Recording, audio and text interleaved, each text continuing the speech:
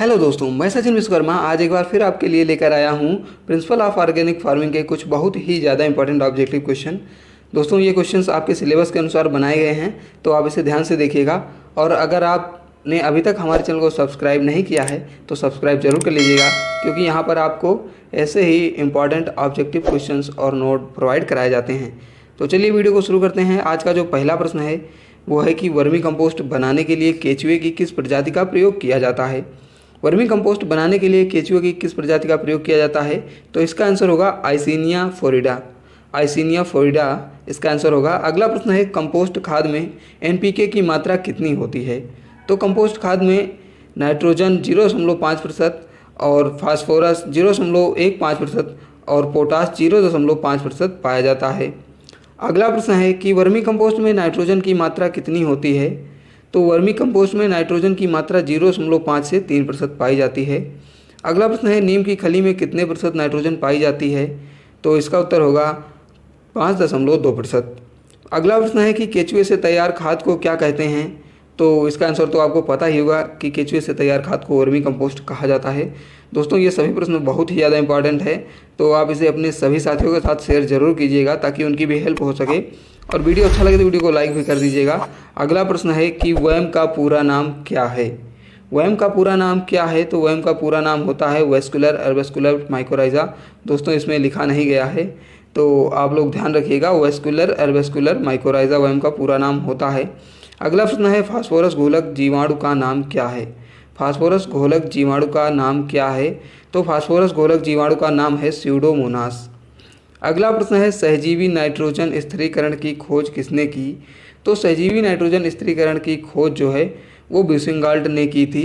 अगला प्रश्न है असहजीवी नाइट्रोजन स्थिरीकरण करने वाले बैक्टीरिया हैं। तो असहजीवी नाइट्रोजन स्थिरीकरण करने वाले बैक्टीरिया एजोटोबैक्टर एंड एजोस्पाइरिलम हैं। अगला प्रश्न है 10 नंबर, नाइट्रोजन फिक्सेशन में किस तत्व की आवश्यकता होती है। तो नाइट्रोजन फिक्सेशन में मॉलिब्डेनम की आवश्यकता होती है। दोस्तों, ये सभी प्रश्न बहुत ही ज़्यादा इंपॉर्टेंट हैं। अगला प्रश्न है साइनोबैक्टीरिया हैं। तो साइनोबैक्टीरिया एनाविना और नाइस्टाग साइनोबैक्टीरिया हैं। अगला प्रश्न है दलहनी कुल की कौन सी फसल नाइट्रोजन फिक्सेशन नहीं करती है। तो दलहनी कुल की राजमा फसल जो है वो नाइट्रोजन फिक्सेशन नहीं करती है। दोस्तों, अन्य सब्जेक्ट के वीडियोस की लिंक डिस्क्रिप्शन बॉक्स में दे दी गई है, तो आप वहां से जाकर उन्हें ज़रूर देखिएगा, क्योंकि उसमें भी बहुत ही ज़्यादा इंपॉर्टेंट क्वेश्चंस हैं। अगला प्रश्न है कि नाडेब कंपोस्ट किसके द्वारा विकसित की गई। तो नाडेब कंपोस्ट महाराष्ट्र के किसान नारायण देव राव पांडधारी पांडेय द्वारा विकसित की गई थी। महाराष्ट्र के किसान नारायण देव राव पांडधारी पांडेय द्वारा विकसित की गई थी। अगला प्रश्न है अवायुजीवी जीवाणु है। तो अवायुजीवी जीवाणु एजोटोबैक्टर है। एजोटोबैक्टर जो है वो अवायुजीवी जीवाणु है। अगला प्रश्न है 15 नंबर, हरी खाद वाली फसल है। तो हरी खाद वाली फसल सनई, ढैंचा, सैंजी और लोबिया आदि ये सभी हरी खाद वाली फसलें हैं। अगला प्रश्न है सनई द्वारा कितने किलोग्राम नाइट्रोजन प्रति हेक्टेयर स्थिरीकरण होती है। तो इसका आंसर होगा 82 किलोग्राम प्रति हेक्टेयर। अगला प्रश्न है सबसे अधिक नाइट्रोजन स्थिरीकरण करने वाली हरी खाद की फसल है। तो सैंजी जो है वो सबसे अधिक नाइट्रोजन स्थिरीकरण करने वाली हरी खाद की फसल है। अगला प्रश्न है 18 नंबर, मूंगफली की खली में नाइट्रोजन कितने प्रतिशत पाया जाता है। तो मूंगफली की खली में 7.3% नाइट्रोजन पाया जाता है। इसका आंसर हो जाएगा 7.3%।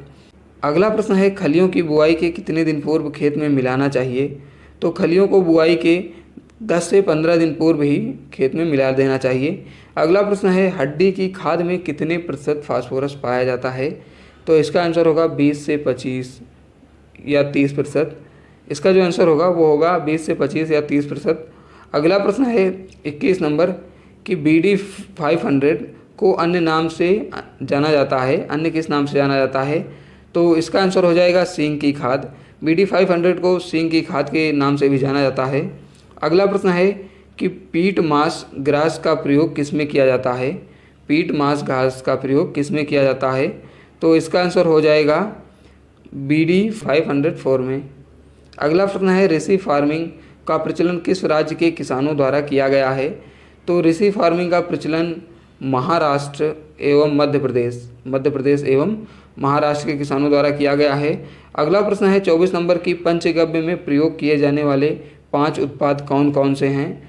तो इसका आंसर होगा गोबर, गौमूत्र, दूध, दही और घी। ये सभी पंचगव्य में प्रयोग किए जाते हैं। अगला प्रश्न है 25 नंबर की, नेट्रोको फार्मिंग का मुख्य उद्देश्य क्या है? तो नेट्रोको फार्मिंग का मुख्य उद्देश्य है ऊर्जा भंडारण एवं ऊर्जा चक्र।